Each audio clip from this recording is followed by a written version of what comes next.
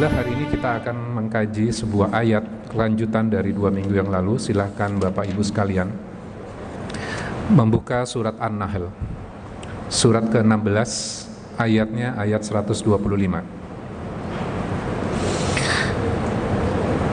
Surat ke-16, ayatnya ayat 125.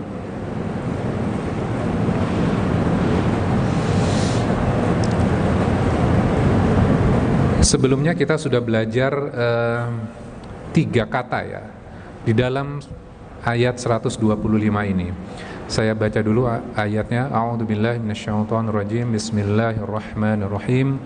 Ud'u ila sabili rabbik bil hikmati wal mau'izatil hasanah wajadilhum billati hiya ahsan. Inna rabbaka huwa a'lamu bima dhalla an sabili wa huwa a'lamu bil muhtadin. Serulah manusia kepada jalan Tuhanmu dengan hikmah dan pengajaran yang baik, dan berdebatlah dengan mereka dengan cara yang baik. Sesungguhnya Tuhanmu, dialah yang lebih mengetahui siapa yang sesat dari jalannya, dan dialah yang lebih mengetahui siapa yang mendapatkan petunjuk. Kita sudah belajar tentang kata ud'u. Asal katanya dari da'au. Untuk merimain kembali 2 minggu lalu yang sudah kita pelajari, da'au itu apa? Da'au itu adalah undangan. Artinya ketika kita mengundang orang lain, ada jaminan ketika kita mengundang orang lain itu merasa nyaman, merasa aman, dan tidak merasa terintimidasi. Itu adalah asal kata dari kata dakwah. Ud'u, mengajak, mengundang.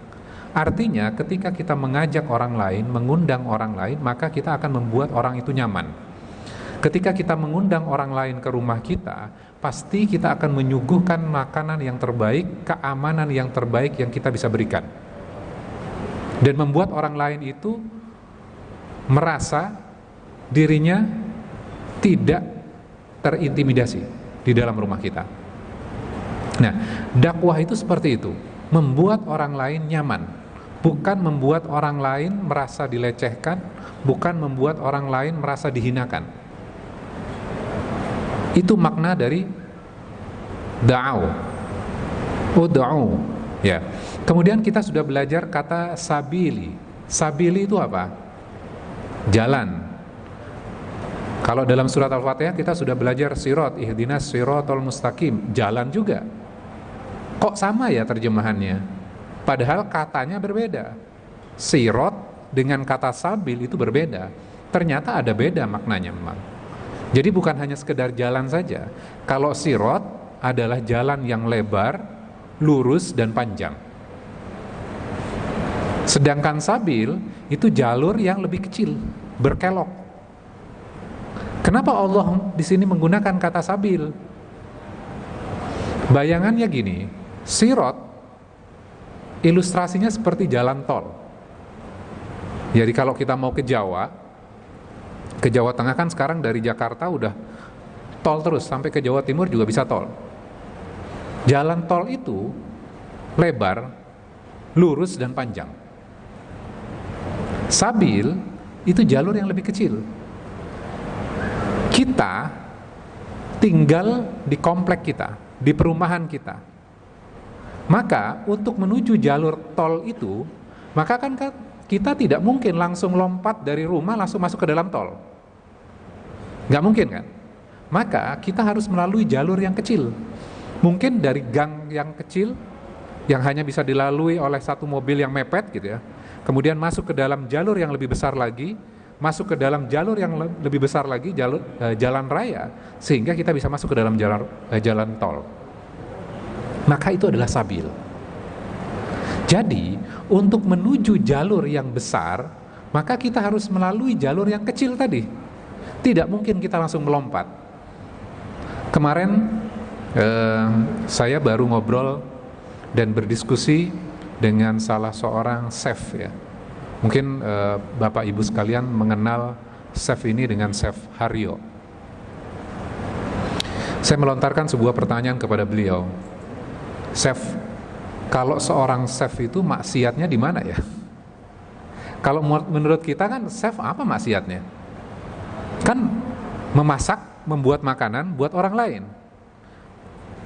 Beliau menjabarkan cukup banyak. Beberapa hal yang ingin saya sampaikan adalah beliau mengatakan seperti ini. Chef itu bisa menyajikan makanan dan makanan itu ada alkoholnya di dalamnya. Tidak mungkin kita menyuguhkan makanan tanpa kita ngerasain gitu loh. Testing. Pasti kita harus melakukan testing. Jadi kita tahu alkohol yang tahun berapa, merek apa, kita sangat tahu sekali. Dan dicampurkan ke makanan. Beliau mengatakan, kalau minuman itu, makanan atau minuman yang dikonsumsi dan menyebabkan orang lain mabuk, kemudian mabuk mengalami kecelakaan, kemudian ketika mengalami kecelakaan nabrak orang lain dan meninggal dunia, maka itu adalah rentetan. Dan chefnya dapat nggak keburukannya? Dimulai dari apa? Dari yang disuguhkan itu. Dan akhirnya beliau sekarang sudah hijrah dan sekarang mendakwahkan tentang makanan halal. Ngapain mikirin sesuatu hal yang kecil yang sebenarnya tidak berimpact, yaitu minuman alkohol tadi. Nah, kalau kita kembali lagi kepada ayat ini, dari cerita yang tadi saya sampaikan, sama nggak perjalanan seorang chef dengan seorang anak kiai? Kira-kira perjalanannya, jalannya beda nggak? Jalannya beda, pasti berbeda. Tidak mungkin sama. Artinya apa? Bahwa sabil itu tergantung di mana dia tinggal, tergantung di mana dia berada. Kondisi pada saat ini tidak mungkin sama dengan orang lain. Seorang ustadz akan berbeda dengan jalur yang kita tempuh. Seorang profesional berbeda dengan orang lain. Maka yang paling penting adalah mengajak orang lain, ayo mulai berjalan. Ya, mulai berjalan di jalurnya. Untuk apa? Menuju jalur yang lebih besar yang dilalui oleh banyak orang. Jadi bisa jadi dia tidak tahu tentang fikihnya sholat, dia tidak tahu tentang rukunnya sholat pada awalnya. Tapi yang paling penting, ya udah, yang penting sholat aja dulu. Masalah bacaannya banyak yang salahnya, yang penting sholat dulu. Sambil berjalan maka diperbaiki. Sedangkan kita kadang-kadang yang bermasalah adalah kita pengen orang sama jalannya dengan kita. Itu yang masalah. Kalau orang berbeda dengan yang kita fahami, maka beranggapan orang lain itu masih belum benar. Orang itu masih sesat. Setiap orang mempunyai perjalanan sendiri-sendiri.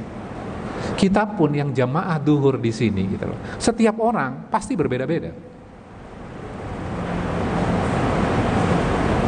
Untuk menuju jalur yang besar, maka setiap orang harus melangkah. Maka ayat ini, ud'u ila sabili rabbik, serulah ke jalan Tuhanmu. Oke, itu summary-nya. Kemudian satu kata lagi, rabbik. Rabbik artinya apa? Rabbika, ada kata ka di situ.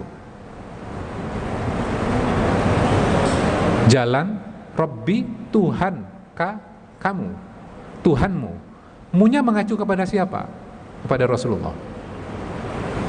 Jadi Rasulullah diperintahkan ajak kepada jalan Tuhanmu. Maka Al-Quran ini diwariskan kepada kita. Maka orang-orang yang meneruskan dakwah juga punya visi yang sama, misi yang sama, mengajak orang ke dalam jalan Tuhanmu. Kenapa Allah memberikan sebuah stressing di sini? Kenapa nggak sabil aja? Kenapa harus ditambahi Rabbika? Hei, itu adalah jalan Tuhanmu, bukan jalanmu.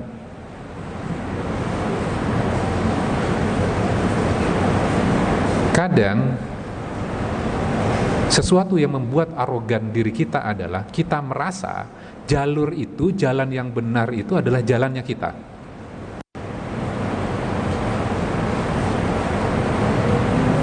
Sehingga kita ada arogansi karena kita merasa adalah pemilik jalan itu. Maka di ayat ini, ketika kita melakukan dakwah, memberikan nasihat kepada orang lain, maka ingat, itu jalannya Allah loh, bukan jalanmu. Kita semua hanya salah seorang dari sekian banyak orang yang berada di jalan itu. Dan jalan itu bukan punya kita. Nah, kalau kita memahami ayat ini, maka ketika kita menyeru kepada orang lain, memberikan nasihat kepada orang lain, maka kita bisa terhindar dari kesombongan. Ini bukan jalur saya kok, saya hanya salah seorang di antara orang-orang yang berada di jalannya Allah ini.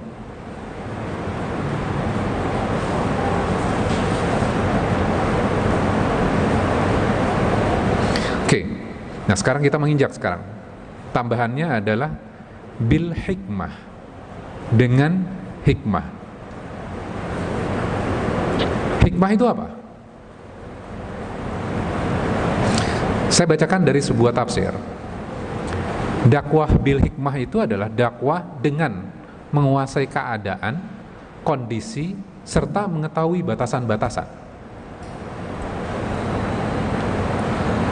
Hikmah itu juga bukan sesuatu yang kompleks. Beda dengan filsafat ya. Hikmah itu sesuatu yang mudah difahami. Al-Quran itu kan penuh hikmah. Orang yang memiliki ilmu yang sangat tinggi tentang ilmu agama bisa memahami Al-Quran. Orang-orang yang tidak memiliki basic yang sangat tinggi tentang ilmu agama, tentang nahwu, tentang bahasa Arab, itu juga bisa memahami. Jadi setiap orang bisa memahami. Itu adalah hikmah. Jadi jangan bayangkan hikmah itu sesuatu yang kompleks, tapi hikmah itu adalah sesuatu yang mudah untuk dipelajari. Maka Allah mengatakan Al-Quran itu penuh hikmah. Dan Al-Quran itu mudah. Benar nggak? Ada ayatnya nggak? Ada. Oke. Nah, artinya kalau kita melihat batasan dari definisi tadi, dakwah dengan hikmah adalah menguasai keadaan, kondisi, dan mengetahui batasan-batasan. Berarti kan kita harus mengetahui apa? Cara kaitannya dengan komunikasi. Benar nggak? Nah,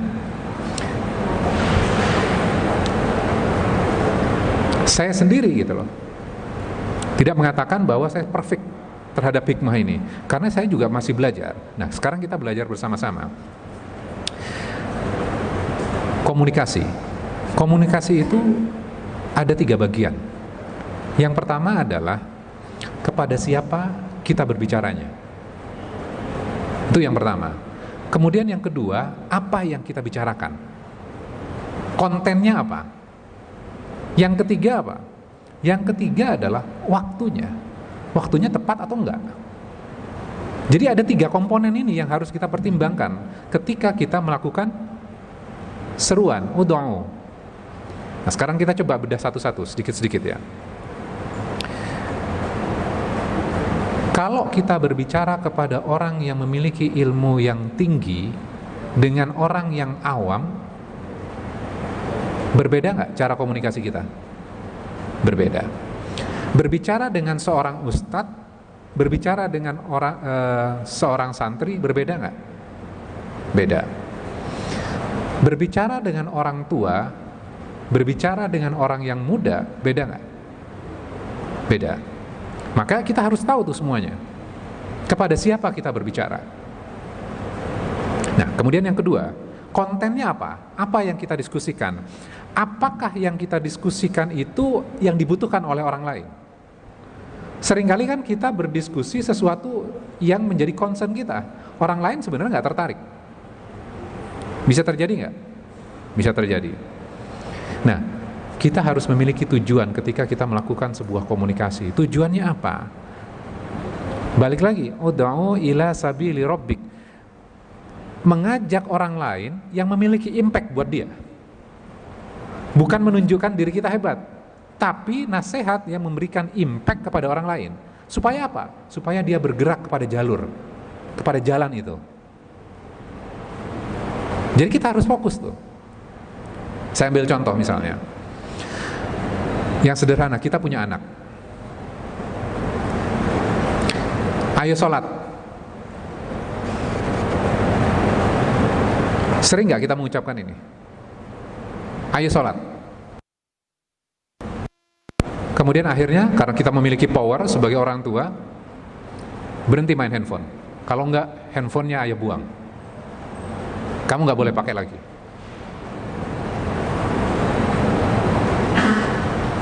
Pernah nggak kita melakukan hal seperti itu? Oke. Kadang ketika kita menunjukkan otoritas kita dengan power bisa efektif. Namun ketika kita menggunakan secara berulang-ulang, efektivitasnya akan turun nggak? Akan turun. Apalagi anak kita sekarang sudah tumbuh menjadi remaja. Ketika kita berikan nasihat yang sama dengan ancaman, dengan menunjukkan power, dia bisa tersinggung nggak? Egonya bisa kena nggak dia? Loh, saya ini sekarang bukan anak-anak lagi, saya sudah remaja. Kemudian kita mendatangi dia ketika dia belum sholat. Nah, pasti ayah nih ngomong sholat lagi, pasti ngomong tentang Islam lagi, pasti ngambil Quran lagi, pasti ngambil hadis lagi.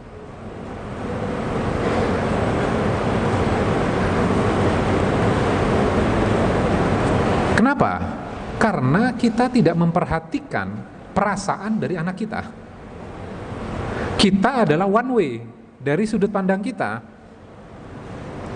Dan kita sudah melakukan itu berulang-ulang dan itu terbukti tidak efektif. Dan terus kita melakukan hal yang sama. Jadi yang salah bukan tentang Islamnya, bukan tentang Qur'annya, bukan tentang hadisnya, bukan tentang ajaran Islamnya. Bisa jadi adalah tentang komunikasi kita kepada anak kita.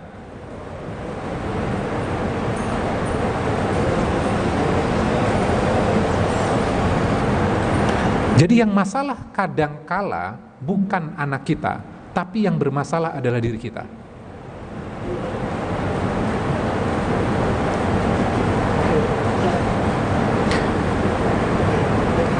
Anak kita sebenarnya tidak ada masalah dengan sholat.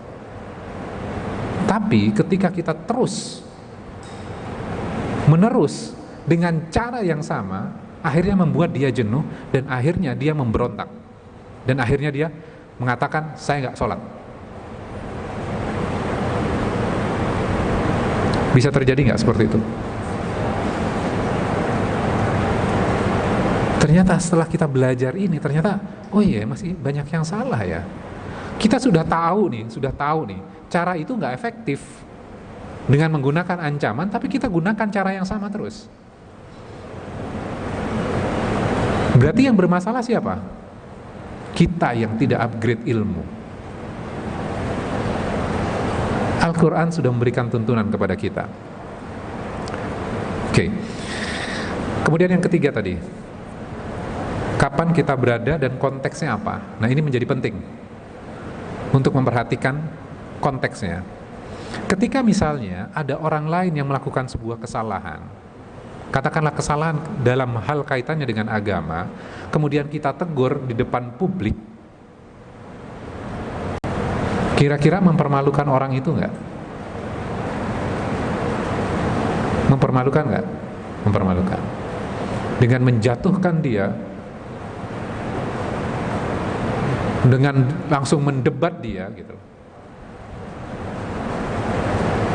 Maka bisa jadi yang terjadi adalah orang itu tidak akan berpikir, yang kita berikan nasihat itu, orang itu tidak berpikir tentang konten yang diberikan oleh kita, tentang kebenaran yang kita sampaikan, tapi fokusnya apa? Orang itu menjatuhkan saya. Jadi sudah bergeser tuh antara kebenaran dan personal. Akhirnya apa? Bisa jadi orang tidak mau menerima kebenaran karena cara kita, konteks kita, waktu kita yang nggak tepat. Ketika melakukan kesalahan, ya udah, setelah orang pergi semuanya, datangi gitu ya, berikan nasihat. Itu dengan bil hikmah namanya. Kalau kita mempermalukan orang lain gitu loh, mendebat orang lain, maka itu bukan hikmah namanya. Bukan bil hikmah. Oke. Nah, sekarang kita coba terapkan dalam keseharian kita. Pernah nggak kita berhadapan dengan orang-orang yang tidak bisa kontrol emosi? Marah. Bisa terjadi nggak dengan orang-orang yang dekat dengan kita? Teman misalnya. Bisa terjadi ya? Dengan sahabat bisa terjadi nggak? Anak bisa terjadi nggak? Kadang-kadang dia marah dan tidak bisa kontrol. Bisa terjadi kepada pasangan nggak? Oke. Ketika orang lain, entah dia teman, entah dia sahabat, entah pasangan, entah anak, entah atasan misalnya, dia marah, kemudian mengeluarkan kata-kata yang membuat kita tidak nyaman, dan kita tahu bahwa orang itu salah, biasanya apa yang kita lakukan?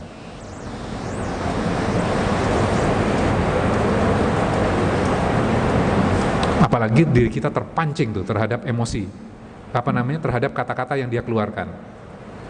Maka yang kita lakukan adalah membuat orang yang salah tadi mendengar ucapan kita, dan kita buktikan bahwa dia salah.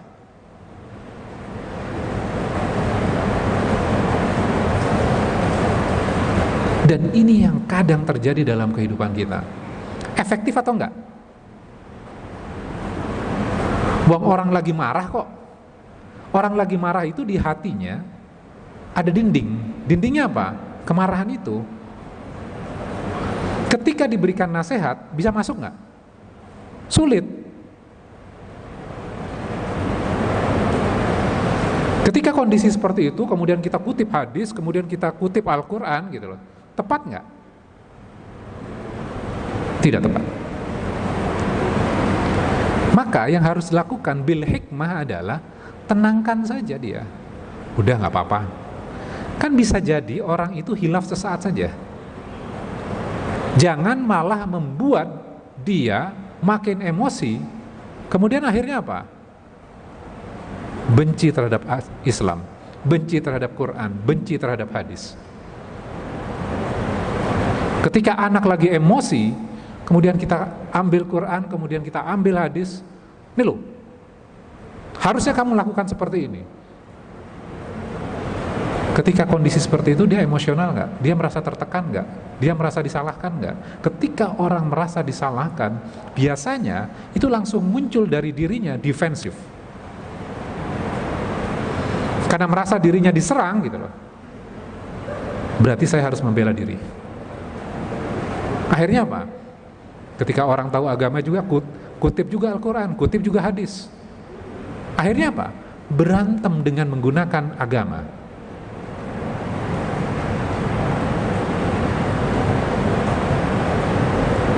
Saya kadang-kadang melihat di sosial media itu ada salah satu account ya, dan itu selalu muncul di sosmed saya gitu loh. Ada ustadz satu gitu loh, dibantah dengan ustadz lain, digabungin lagi.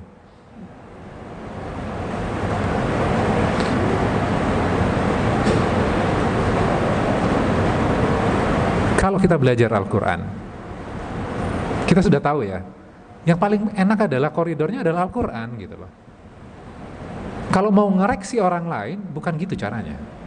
Kalau mau melakukan dakwah, bukan gitu juga caranya. Menjual ustadznya hebat, orang lain ustadznya itu salah. Apakah itu tujuan dari agama kita? Apakah itu tujuan dari Islam?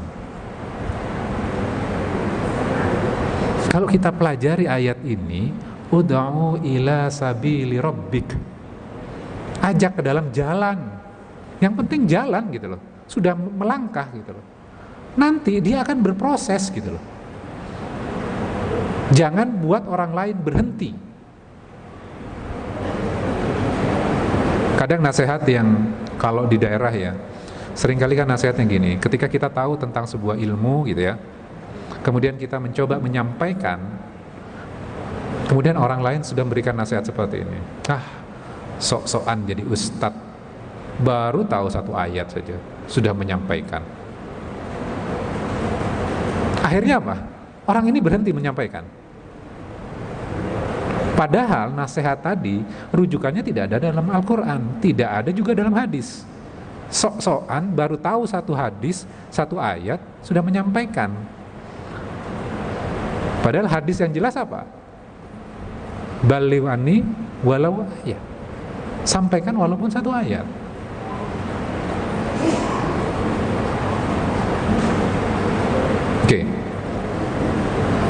Oke, sekarang satu lagi nih, terakhir. Hikmah. Bil hikmah.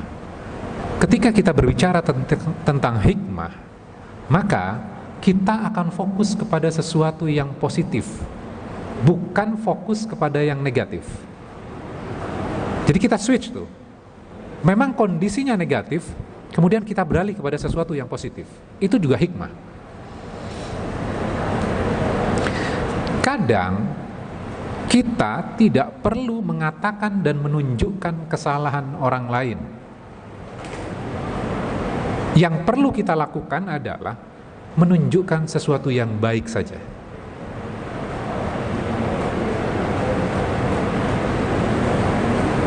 Saya ulangi lagi. Kadang kita tidak perlu menunjukkan kesalahan orang lain.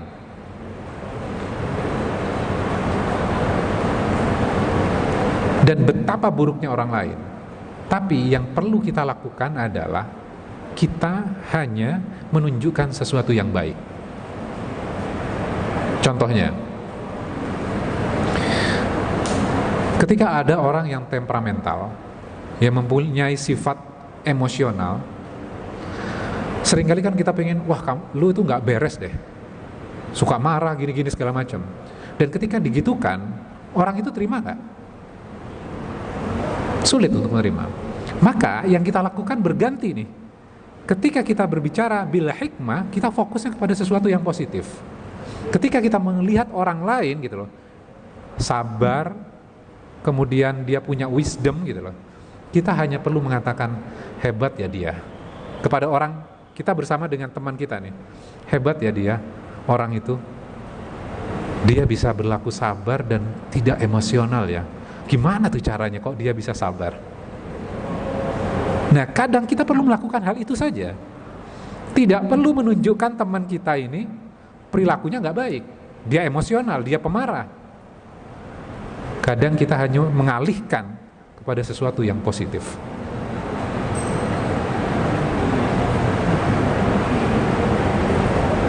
Kalau dalam hal agama misalnya apa? Jumatan, di Jumat Yasin atau Al-Kahfi.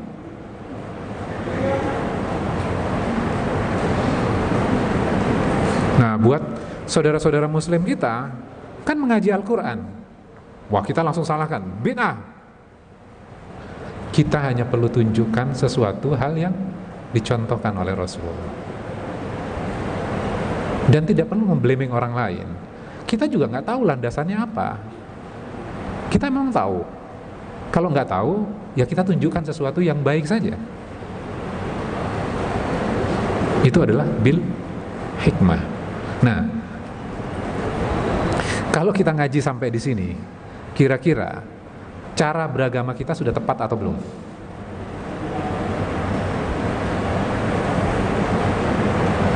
Atau masih perlu banyak yang dikoreksi?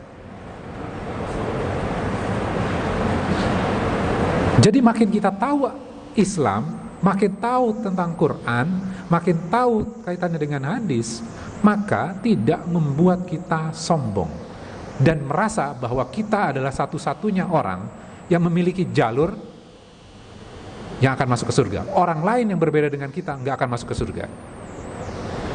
Kita tidak akan memiliki pendapat seperti itu.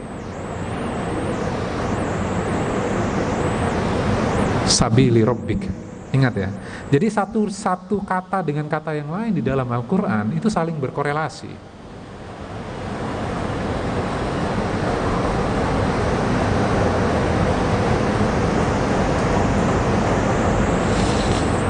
Nah, ini yang harus kita latih ya.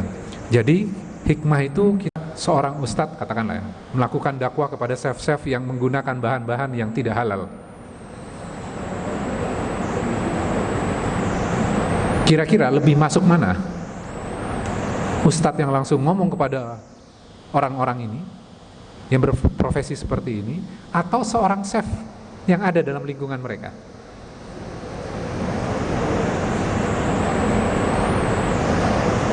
Chef kan? Maka yang bisa ngobrol dengan teman-teman kita adalah kita. Contohnya misalnya di sini ada produser, ada IP gitu loh. Kadang-kadang kan kameramen itu juga usil, bukan Harlan ya. Ini bukan kameramen yang di sini.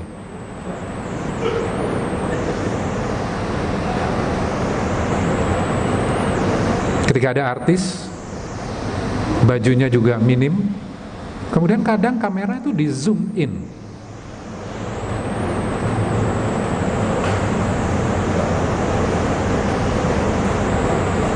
Buat konsumsi, buat happy-happy. Maka yang bisa mengingatkan siapa? Ya orang-orang yang ada di situ. Jadi dakwah itu, ayat ini bukan hanya untuk juru dakwah loh ya. Setiap orang punya kewajiban. Ini adalah perintah. Ud'u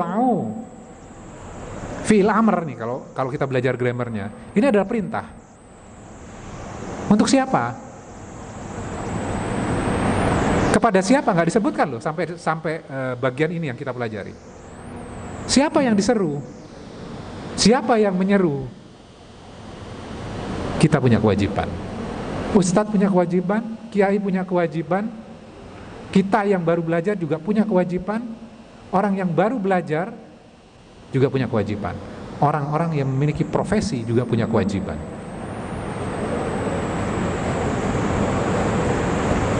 Jadi kalau kita belajar ini hikmah, maka ketika orang menyodorkan kepada kita hal yang negatif,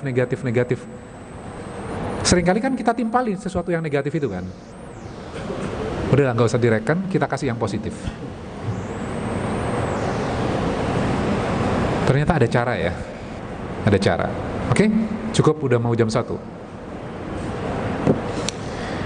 Insya Allah kita akan lanjutkan di pertemuan berikutnya. Ini baru kata per kata ya. Jadi memang kalau belajar tafsir itu waktunya itu cukup panjang.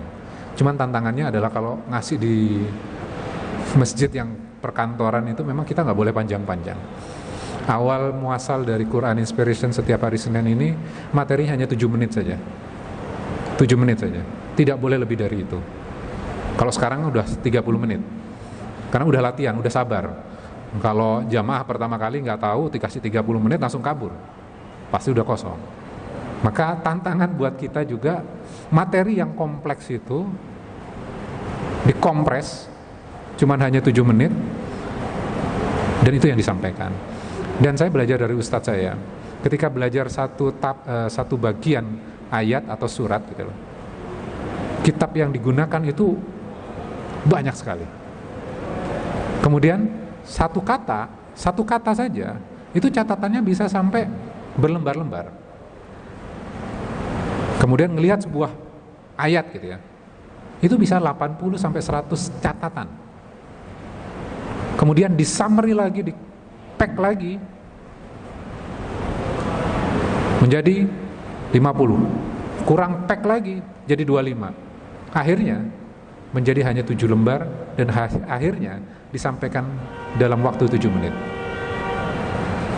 Memang tidak disebutkan karya dari kitab ini, tidak disebutkan tuh hadisnya, riwayat dari ini dan ini. Karena ketika disebutkan itu, maka fokusnya gitu. Kalau proses pembelajaran perlu tuh. Ya.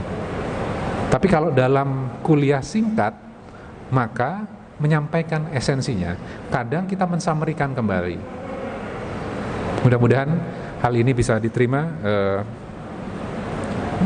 buat para jamaah sekalian. Mudah-mudahan kita bisa mengambil sebuah hikmah dari dalam Al-Quran.